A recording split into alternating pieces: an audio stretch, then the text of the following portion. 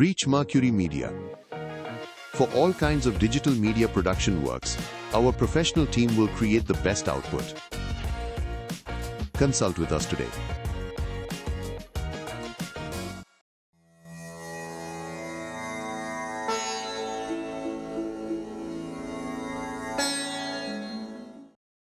ஓம் சரணாகத தீனார்த்த பரித்ராணபராயணே சர்வஸ்யார்த்திகரே தேவி நாராயணி நமோஸ்துதே. வணக்கம் நேயர்களே, இது மகாலட்சுமி ஜோதிடம் வழங்கும் காலச்சக்கரம். உங்கள் அன்பு ஜோதிடர் ஸ்ரீராம்ஜி பேசுகிறேன். அனைவரும் நலமுடன் இருக்கிறீர்களா? நன்றாகத்தான் இருப்பீர்கள், நன்றாக இருக்க வேண்டும். இன்றைய காணொளியில் நாம் காண இருப்பது பலனும் பரிகாரமும். கேது தசை. பொதுவாக சுப யோகங்களை அள்ளி கொடுக்கக்கூடிய கிரகங்கள் வரிசையில் கேது பகவான் இருந்ததே கிடையாது. காரணம் என்னென்னா, இவர் ஒரு ஞானக்காரகன். மற்ற திசைகளில் மாறுபாடான பலன்களை எல்லாம் ஒவ்வொருத்தரும் சந்திக்க முடியும். உதாரணமாக, ஒருத்தருக்கு சுக்கிர திசை நல்லது செய்யும், சிலருக்கு சுக்கிர திசை சமமாக போயிடும். ஒருத்தருக்கு சூரிய திசை மிகச்சிறந்த யோகத்தை தரும், இன்னும் சிலருக்கு சூரிய திசை கஷ்டத்தையோ அல்லது சமமாகவோ போயிடும். ஆனால் இந்த கேது திசை நல்லது செய்யும் அப்படிங்கிற அந்த அமைப்பு இருக்குமான்னு பார்த்தா 99% இருக்காது. காரணம் என்னென்னா, உலக சுகங்களிலிருந்து ஒரு மனிதனை விடுவிக்கும் தன்மை கொண்ட கிரகம் கேது. அவர் ஞானக்காரர். நம்மளுடைய ஐம்புலன்களையும் அடக்கி ஒரு புள்ளியில் அதை இணைத்து மோட்சம் பெறுவதற்கான வழிவகைகளை சொல்லி கொடுக்கும் கிரகம் கேது. ஸோ இவர் தசை நடத்தும் போது நமக்கு பொருள் வெற்றி, தொழில் வெற்றி, குடும்ப வெற்றி, சமுதாய வெற்றி இதெல்லாம் கிடைக்குமான்னு கேட்டால் கிடைக்காதுங்கிறது தான் நிதர்சனமாக பதிலாக இருக்கும். ஸோ கேது திசை கிட்டத்தட்ட பார்த்திங்கன்னா 7 ஆண்டுகளில் தெளிந்த ஞானத்தை கொடுக்கும் மனிதர்கள் தான் அதிகமாக இருக்கும். வாழ்க்கையே வெறுத்துருச்சு சார், சூசைட் பண்ணிக்கலான் இருக்காங்க, எனக்கு எது மேலேயுமே பற்றே இல்லைங்க, கோயிலாக சுற்றிக்கிட்டு இருக்கேன், குடும்பத்தையே விட்டு உதறி வெளியே வந்துட்டேன், இப்படி சொல்லப்படும் கேது திசை நடக்கும் நபர்கள் தான் அதிகம். அப்போ கேது திசைங்கிறது நமக்கு ஞானத்தை தரக்கூடிய திசை. இது ஏன் ஞானத்தை கொடுக்குதுங்கிறதுக்கு இதுக்கு முன்னாடி நடக்கிற புதன் திசையும் பின்னாடி வரப்போகிற சுக்கிர திசையும் நீங்கள் ஒரு கணக்கு போட்டுக்கிட்டிங்கன்னா சரியாக இருக்கும். புதன் நார்மலாகவே தசை நடத்தினார்னா அவசர கொடுக்கத்தனம் நிச்சயமாக வந்துடும். முந்திரி கொட்டைன்னு சொல்லுவாங்க. புதன் ஒரு கடங்கார கிரகம் வேறு. காலபுருஷனுடைய 6ஆம் வீட்டில் ஆட்சி, உச்சம், மூலத்திரிகோணங்கிற 3 வலிமையும் பெறக்கூடியவர் புதன்கிறதுனால புதன் திசையில் ஒருத்தருக்கு கடன் இல்லைன்னா தான் அதிசயம். அப்போ புதன்கிற ஒரு 17 வருஷ திசையில் கடன், நோய், எதிரி, வம்பு, வழக்கு, போட்டி, பொறாமை, வில்லங்கம், அவசர கொடுக்கத்தனம், முந்திரி கொட்டத்தனத்தினால, தனக்கே எல்லாம் தெரியுங்கிற மமதையினால் ஒரு டான்ஸ் ஆடுன்னு ஆடி முடிச்சுடுவாங்க. அதுக்கப்புறம் கேது வர்றார். இதெல்லாம் நீ இல்லை தம்பி அப்படின்னு சொல்லி தலையில் ஓங்கி ஒரு அடி அடித்து உட்கார வைப்பார். ஞானம், அவசரம் இல்லை வாழ்க்கை, நீ உன்னோட பிறப்பின் ரகசியம் என்ன, உன் வாழ்வியல் சூட்சுமம் என்னன்னு சொல்லி கொடுக்கறதுக்காக தான் அவர் வர்றார். அவரால் பெரும் பொருள்களை தர்றதோ பெரிய அளவில் வசதி வாய்ப்புகளை கொடுக்கறதோ சாத்தியமற்றது. அப்போ கேதுவனுடைய இந்த திசையில் தெளிந்த ஞானம் கிடைக்கும். ஏன்னா திருப்பி சுக்கிர திசையில் ஒரு ஆட்டம் ஆடணும் இல்லைங்களா, பழையபடிக்கும். அப்போ அதுக்கு நடுவில் வர்ற ஒரு பிரேக் மாதிரி தான். ஒரு ப்ரோக்ராம் நடந்துகிட்ருக்கு, அதில் ஒரு 1/2 hour முதல் பாதி முடிஞ்சிருது, நடுவில் ஒரு 10 நிமிஷம் கேப் விட்டுட்டு திருப்பி ஒரு 1/2 hour அந்த ப்ரோக்ராம் தொடருதுங்கிறது மாதிரியான நிலையில் தான் கேது வருவார்.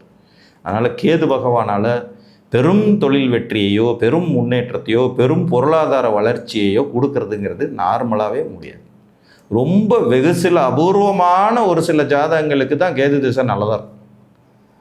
அதற்கு அவர் நல்லா இருக்கணும், நல்ல வழியில் திசை நடத்தணும்னா 3 விதிகள் உங்கள் ஜாதகத்தில் பொருந்திருக்கணும். முதல் விதி, கேதுவுக்கு வீடு கொடுத்த கிரகம் உச்சமாக இருக்கணும். அவர் எந்த வீட்டில் வேணால் உட்காந்துருக்கட்டும், ஆனால் அந்த வீட்டு அதிபதி உச்ச பவரில் இருக்கணும். உச்சன் கூட சேர்ந்து இருக்கணும் இல்லை, அந்த வீட்டு அதிபதி உச்சமாக இருக்கணும், தனியாக தான் இருக்கணும். ஏன்னா கேது கூட சேர்ந்து உச்சகிரகம் இருந்தால் கேதுவே அந்த பவரை பூரா பிடுங்கிடுவார். அப்போ அவர் மேசத்தில் இருந்தார்னா செவ்வாய் உச்சமாக இருக்கிறது, ரிஷபத்தில் இருந்தார்னா சுக்கிரன் உச்சமாக இருக்கிறது, மிதுனத்தில் இருந்தார்னா புதன் உச்சமாக இருக்கிறது, கடகத்தில் இருந்தார்னா சந்திரன் உச்சமாக இருக்கிறது, சிம்மத்தில் இருந்தார்னா சூரியன் உச்சமாக இருக்கிறது, கன்னியில் இருக்கும்போது புதன் உச்சமாய் கூடவே இருந்தால் இங்கே மட்டும் விதிவிலக்கு. ஏன்னா புதன் வலுத்துட்டாருன்னா ராகுக்கு எது கெடுதல் செய்ய மாட்டாங்க. ஆனால் அதே நேரத்தில் அவர் ஒரு 5 டிகிரிக்கு மேலே விலகி இருக்கணும், அது கண்டிஷன். துலாத்தில் இருக்கும்போது சுக்கிரன் உச்சமாக இருக்கிறது, விருச்சிகத்தில் இருக்கும்போது செவ்வாய் உச்சமாக இருக்கிறது, தனுசில் இருக்கும்போது குரு உச்சமாக இருக்கிறது, மகரத்தில் கேது இருந்தாருன்னா சனி உச்சமாக இருக்கிறது, கும்பத்தில் இருக்கும்போது அதே சனி பகவான் உச்சமாக இருக்கிறது, மீனத்தில் இருக்கும்போது குரு உச்சமாக இருக்கிறது. இந்த விதி இருந்தால் 50% ஓகே கேது. இதோட இன்னும் 2 விதியும் பொருந்தி வரணும். வீடு கொடுத்தவன் உச்சமாகிறது ஒன்று, இயற்கை சுவர்களான குரு சுக்கிரன் தொடர்பு ஏதாவது ஒரு வகையில் கிடைச்சிடணும். இந்த வீடு கொடுத்தவன் மட்டும் உச்சமாயிட்டா சமாளிக்கிற மாதிரி கேது திசை இருக்கும். 50% துன்பங்கள் இருந்தாலும் வாழ்க்கை வண்டி ஓடுதுங்கிறது மாதிரி இருக்கும். குரு சுக்கிரன் இணைவும் சேர்ந்து இருந்துச்சுன்னா 100% கேது திசையிலையும் வெற்றிகரமான மனிதர்கள் இருப்பாங்க. சார் எல்லாரும் கேது திசை சொல்லி எனக்கு பயமுறுத்தினாங்க சார், அப்படியெல்லாம் ஒன்றுமே இல்லை, கேது திசை பிறந்ததுலேருந்தே நான் நல்லா தான் இருக்கேன் அப்படின்னு சொல்லக்கூடிய நபர்களும் இருப்பாங்க. இது நார்மலாக 10,000 பேரில் ஒருத்தர், லட்சத்தில் ஒருத்தர் அப்படி தான் அமையும். கேது திசையில் தெளிந்த வளர்ச்சி முன்னேற்றம் ஏற்படுறதுக்கு இந்த விதிகள் பொருந்தி வரணும். அதே மாதிரி உங்கள் ஜாதகத்தில் வலிமையான தர்ம கர்மாதிபதி யோகம் இருந்துச்சுனாலும், வலிமையான தர்ம கர்மாதிபதி யோகம், அதாவது தர்ம கர்மாதிபதி யோகம்னா 9ஆம் அதிபதி 10ஆம் அதிபதி இணைகிறதுனால ஏற்படுறது. இது வலிமையானதாக இருக்கிறது எப்படின்னா, 9ஆம் இடத்தில் இந்த இணைவோ அல்லது 10ஆம் இடத்தில் இந்த இணைவோ இருந்து இவங்களில் யாராவது ஒருத்தர் வலுப்பெறது, அப்போ அது வலிமையான தர்ம கர்மாதிபதி யோகம்.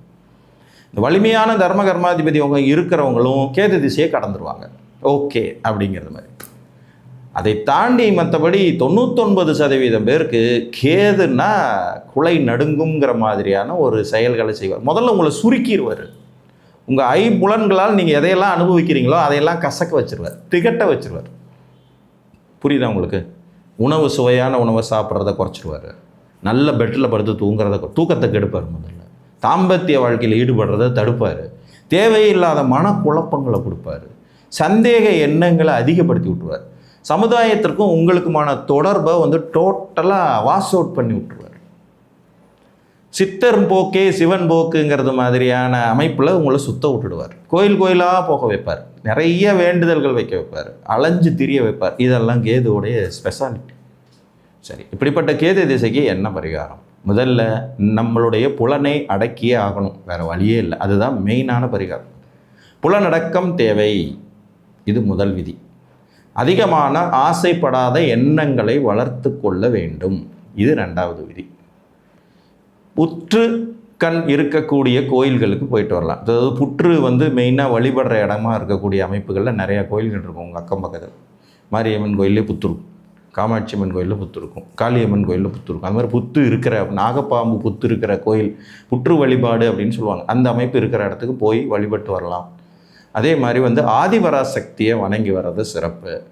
கேதுவனுடைய அதிதேவதையாக வரக்கூடிய ஒரு முழு முதல் கடவுளான விநாயக பெருமான். ஸோ சங்கரகட சதுர்த்தி அப்படின்னு சொல்லக்கூடிய சதுர்த்தி விரதம் இருக்கிற பழக்கத்தை கேது திசை வந்த உடனே ஸ்டார்ட் பண்ணிவிடுங்க. இந்த 7 வருஷமும் சதுர்த்தி விரதம் இருக்கிறதே பெரும் அளவு புண்ணியம் சேர்க்கும் அமைப்பாகும்.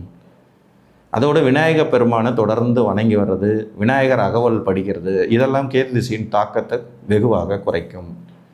வருஷம் ஒரு தடவை காளகஸ்தி, கீழ்பெரும்பள்ளம் மாதிரியான ஸ்தலங்களுக்கு போயிட்டு வரலாம். ஏதோ ஒரு இடத்துக்கு காளகஸ்தி போகலாம், கீழ்பெரும்பள்ளமும் போகலாம், அதுவும் கேது ஸ்தலம் தான். கும்பகோணம் பக்கத்தில் சித்திரகுப்தன் கோயில் போயிட்டு வர்றதும் ஒரு விசேஷமான அமைப்புன்னு சொல்கிறாங்க. ஸோ புற்றிருக்கும் இடங்களை வழிபடுவது, புலநடக்கத்தை ஏற்றுக்கொள்வது, சமுதாயத்திலிருந்து சற்று ஒதுங்கியே இருப்பது, விநாயக பெருமான் வழிபாடு செய்வது, சதுர்த்தி விரதம் பிடிக்கிறது, இதெல்லாம் கேது திசையினால் ஏற்படக்கூடிய தாக்கங்களை வெகுவாக குறைக்கும். இன்னொன்று, அதை ஏற்றுக்கொள்ளும் மனப்பக்குவத்தையும் கொடுக்கும். இப்போ இந்த பரிகாரம்லாம் பண்ணோடனே கோடியாக கேது கொடுக்க ஆரம்பிச்சுறாருன்னு சொன்னால் அப்படிலாம் தரமாட்டார். அவரால் அது முடியவே முடியாது. நான் தான் சொன்னேனே, 1000ல் ஒருத்தருக்கு, லட்சத்தில் ஒருத்தருக்கு தர்ம கர்மாதிபதி யோகம் ரொம்ப சிறப்பாக இருந்து, வீடு கொடுத்தவன் உச்ச வலுவோடு இருந்து, குரு சுக்கிரன் தொடர்புகளெல்லாம் கிடச்சிச்சின்னா கேது திசையை அவர் ரொம்ப ஈஸியாக கடந்து வருவார் அப்படிங்கிற மாதிரி எடுக்கலாம். மற்றபடி கேது திசையில் 3/4 பேருக்கு ஞானம் மட்டுமே மிஞ்சும். தெளிந்த ஞானம், சமுதாய புறக்கணிப்பு, தன்னை சுய பரிசீலனை செய்து கொள்வது, அதாவது சுயம்புவாய் சிந்திக்கிற நேரம்னா அது கேது திசை. நான் யார் அப்படிங்கிற கேள்விக்கு விடை தேடுவது. இந்த பிறப்பின் நோக்கம் என்ன, அடுத்த பிறவின்னு ஒன்று இருக்கா இல்லையா, போன பிறவியில் நம்ம என்னவாக இருந்தோம், இந்த மாதிரியான கேள்விகள்லாம் கேது திசை தான் கொடுக்கும். புலநடக்கத்தை இயற்கையாகவே அவர் கொடுத்துருவார். சாப்பாடு வெறுத்து போயிடும், தாம்பத்தியம் வெறுத்து போயிடும், படுக்கை சுகம் வெறுத்து போயிடும், தூக்கம் குறைந்து போய்விடும், எப்போதும் எதிலுமே ஒரு டவுட்டும் சந்தேகமும் இருந்துக்கிட்டே இருக்கும். லக்னத்தில் கேது இருக்கிறவங்களே அவ்வளோ ஈஸியாக எதையுமே நம்ப வைக்க முடியாது. அதுவும் சந்திரனை கேது பிடிச்சிருச்சுன்னா கேட்கவே வேண்டாம், மனநோயின் உச்சக்கட்டத்துக்கே கொண்டுட்டு போய் விட்டுடுவார். ஸோ கேது தசை பெரும் பொருள் ஈட்டுவதற்கான தசை அல்ல, அது ஞானத்தை தேடும் தசையாகும்.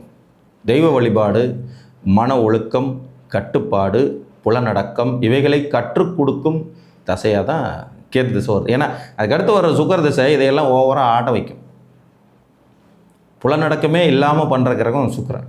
கண்டதே காட்சி கொண்டதே கோலம்னு வாழ வைக்கும். அதுக்கு முன்னாடியே உங்களுக்கு ஒரு எக்ஸ்பீரியன்ஸை கொடுத்து இப்படி இருந்தால் தான் இந்த திசையில் நல்லா இருக்க முடியுங்கிற ஒரு வழிவகையைத்தான் கேது செய்வார்.